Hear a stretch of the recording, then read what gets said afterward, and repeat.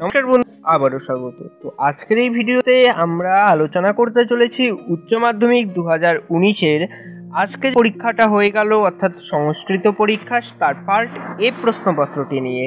তো পার্টের ক্ষেত্রে মোট মার্ক থাকে 54 নম্বরের এবং প্রথমেই রয়েছে গদ্যাংশের প্রশ্ন। প্রথম প্রশ্নটি রয়েছে, অসৌ সপদী নিকটবর্তীনং মহীরুহম আরোহূহ। মহীরুহ অর্থ কি? কে কেন মহীরুহে আরোহণ করলো? মহীরুহে আরোহণ করে সে কি দেখলো? এই প্রশ্নটি রয়েছে প্রথমে। এরপরে যেটা রয়েছে এটা বনগতা গুহা থেকে, এটা কিন্তু একটু ঘুরিয়ে এসেছে। প্রথম প্রশ্নটি এটা কিন্তু ওই চোরদের ক্রিয়াকলাপ, এই উত্তরটি লিখলেই হয়ে যাবে। এবারে আমরা চলে আসি দ্বিতীয় প্রশ্নে। প্রথম প্রশ্নটি একটু ঘুরিয়ে আসলেও দ্বিতীয় প্রশ্নটি কিন্তু ওই আর্যাবর্তের সঙ্গে স্বর্গের যে তুলনা সেখান থেকেই এসেছে। এটাও একটু ঘুরিয়ে এসেছে, সোজাসুজিভাবে স্বর্গের তুলনা আসেনি, কিন্তু প্রশ্নটি এসেছে আর্যাবর্তকে কার সঙ্গে তুলনা করা হয়েছে এবং কেন। এটি শুধুমাত্র ঘুরিয়ে এসেছে, এছাড়া কিছু নয়। এবারে আমরা চলে আসি পদ্যাংশ বা কবিতা থেকে। প্রথম প্রশ্ন রয়েছে, ভাগীরথী, বিশ্বজননী, মুনিবর কন্যা, গঙ্গার এই তিনটি নামের তাৎপর্য বিশ্লেষণ করো। এটা কিন্তু ওই গঙ্গার মাহাত্ম্য বিশ্লেষণ যে আমাদের সাজেশনে ছিল সেই প্রশ্নটির উত্তর লিখলেই হয়ে যাবে। এক্ষেত্রেও এটা বলা চলে সাজেশন থেকে এসেছে এবং এটা কিন্তু সবাই পেরেছে আশা করি। তো এরপরে যেটা রয়েছে কর্মযোগ থেকে, মিথ্যাচার কাকে বলা হয়েছে লেখো।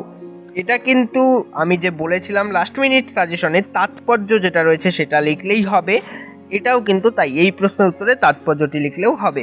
এর পরের পৃষ্ঠায় নাট্যাংশ রয়েছে সবার প্রথমে।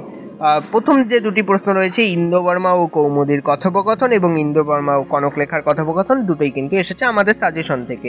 সাহিত্যের ইতিহাসের যেটা প্রাচীন ভারতের চিকিৎসা শাস্ত্রের চর্চা নিয়ে অল্প কিছু লেখো, এটা ওই সুশ্রুত এবং চরক সংহিতা মিলিয়ে লিখলেই হবে। এবং মেঘদূত যেটা প্রশ্নটা রয়েছে সেটা কিন্তু আমাদের সাজেশন থেকে আসেনি।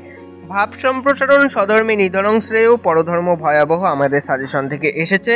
এবং যেটা রয়েছে তবচেত মাত স্রোতস্নাত, এটাও সাজেশন থেকে এসেছে।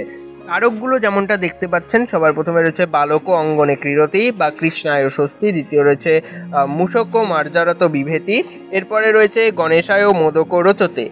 এরপরে আমরা চলে আসি বিগ্রহসহ সমাস এবং সেখানে রয়েছে প্রথমেই চক্রপাণি, এরপরে রয়েছে বিশ্বজননী এবং এরপরে রয়েছে গ্রামান্তরম।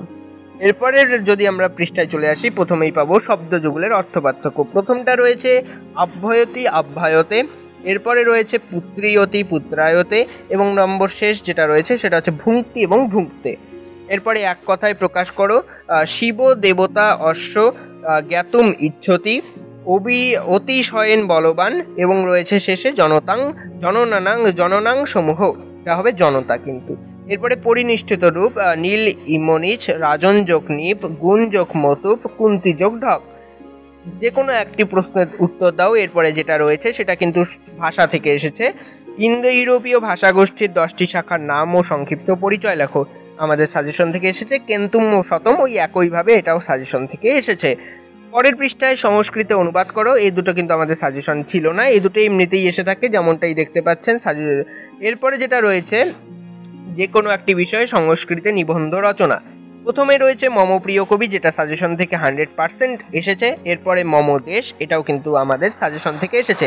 শেষের যেটা রয়েছে মহাভারতম, এটা সাজেশন থেকে শুধুমাত্র আসেনি। এই হলো উচ্চ মাধ্যমিক 2019-এর সংস্কৃতের প্রশ্নপত্র। ভূগোলের লাস্ট মিনিট সাজেশন ইতিমধ্যেই আমি দিয়ে দিয়েছি, ডেসক্রিপশনে লিঙ্কটা পেয়ে যাবে। ভিডিওটি ভালো লাগলে অবশ্যই লাইক করতে ভুলবে না, চ্যানেলে নতুন হলে সাবস্ক্রাইব করুন।